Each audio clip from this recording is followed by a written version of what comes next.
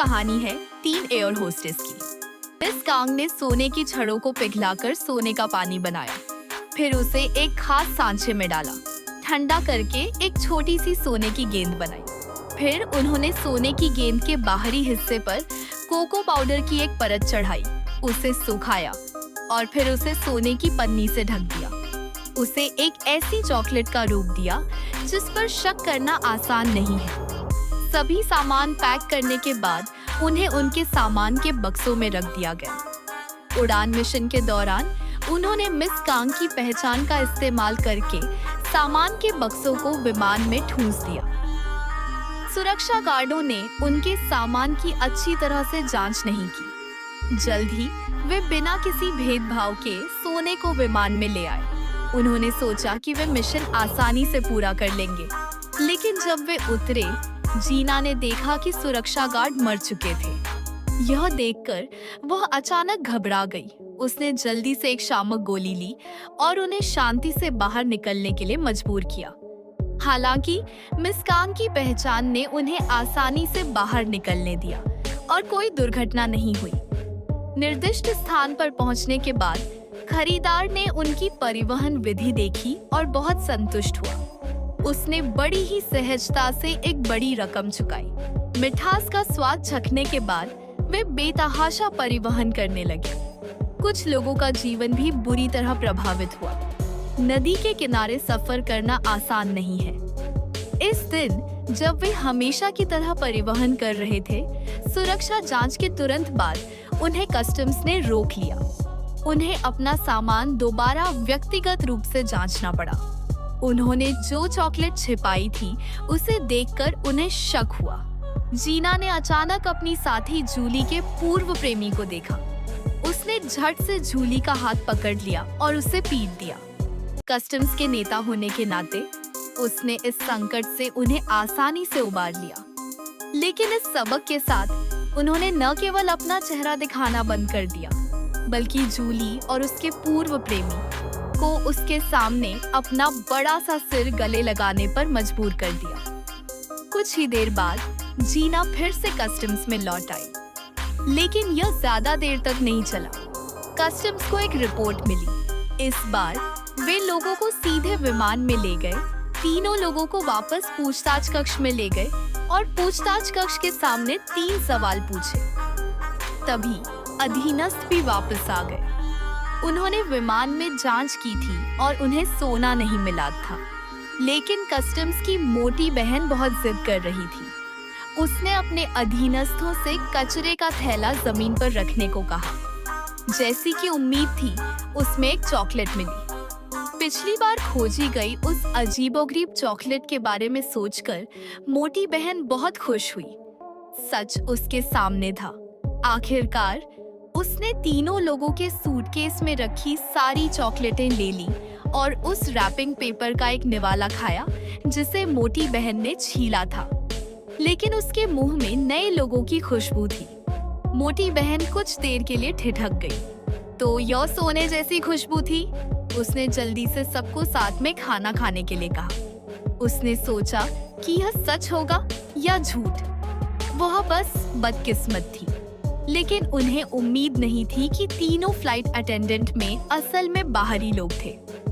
बाओजी ने उनकी मोटी बहन को पहले ही बता दिया था कि वह जांच करने आएगा।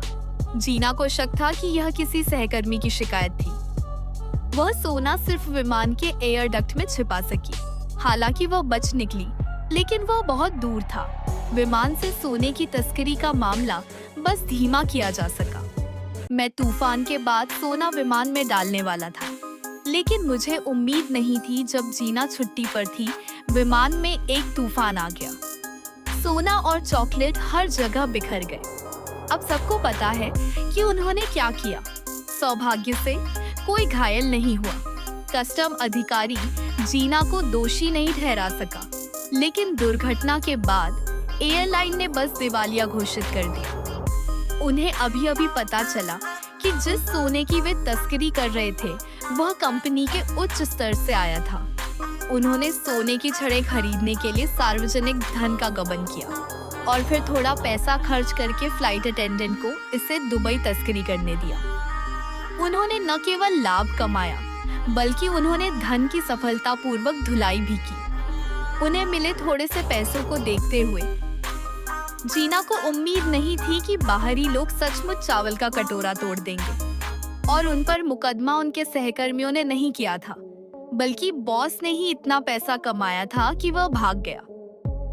इसलिए उसने उन्हें बलिया ने अपने भाई, जो एक हैकर था, का इस्तेमाल सुरक्षा व्यवस्था में घुसपैठ करने के लिए किया और सभी निगरानी कैमरों को ब्लैकआउट कर दिया। और जीना ने बॉस की बेटी के विवाह स्थल में घुसने के लिए अपनी सुंदरता का त्याग कर दिया।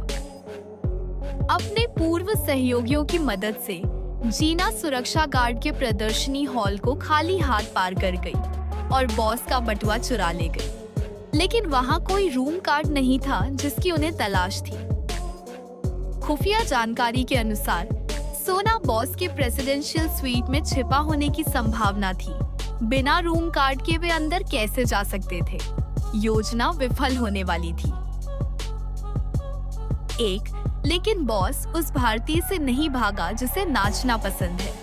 उसने कमरे का कार्ड सीधे जीना के हाथों में थमा दिया। आखिरकार यह भारत है। अचानक सब कुछ तार्किक हो गया। कुछ लोगों ने अपने महिलाओं के कपड़े पहने और सांप की खाल की बेल्ट पहनी और लौटने के लिए तैयार हो गए। लेकिन उन्हें उम्मीद नहीं थी कि सोना स्थानांतरित हो गया है। आखिरकार सिर्फ जीना ने हार नहीं मानी थी। उसके जीवन का आदर्श वाक्य पीली नदी तक नहीं मरना था। उसने सोना झटक लिया।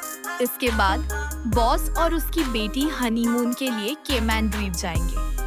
बहुत मुमकिन था कि सोना नकदी में बदल दिया जाएगा। जीना ने फिर से अपने संपर्कों का इस्तेमाल किया ताकि इन दोनों लड़कियों को फंसाया जा सके। उन तीनों ने बॉस की नौकरी को हल्के में लिया। खुशकिस्मती से उनका फिगर और रूप दांव पर था। बॉस को शक नहीं हुआ। केबिन में पहुंचने के बाद उन्होंने शराब में नींद की गोलियां मिलानी शुरू कर दी।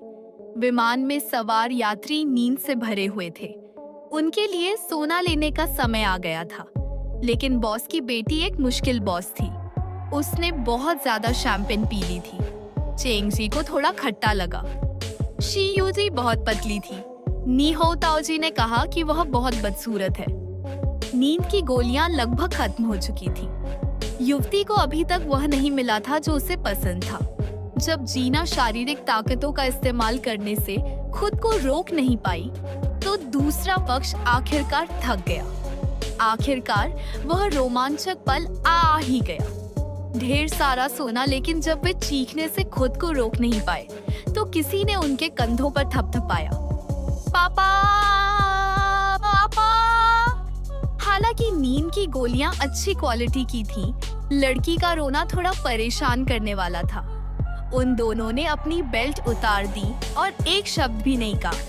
वे लगभग अदृश्य होने ही वाले थे। सौभाग्य से लड़की इतनी समझदार थी कि उसने कप्तान को फोन कर दिया।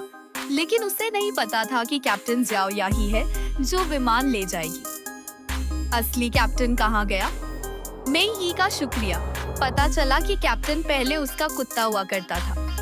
मेई यी ने एक सेक्सी तेंदुए के प्रिंट वाला परिधान पहना और कैप्टन से पूछा कि क्या वह साथ सोना चाहती है। ऐसा कौन नहीं करेगा? कैप्टन ने मेई यी द्वारा लाई गई सारी शराब पी ली।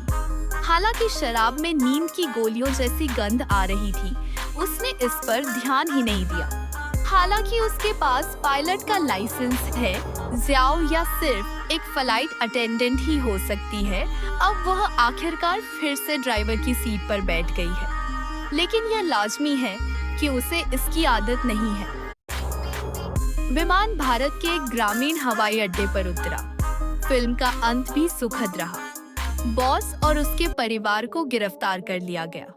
सिस्टर बियाओ ने इस महीने का प्रदर्शन सफलतापूर्वक पूरा किया और वे तीनों सोने का एक डिब्बा लेकर बार खोलने और अपनी पूर्व फ्लाइट अटेंडेंट के साथ नाचने जा रहे थे।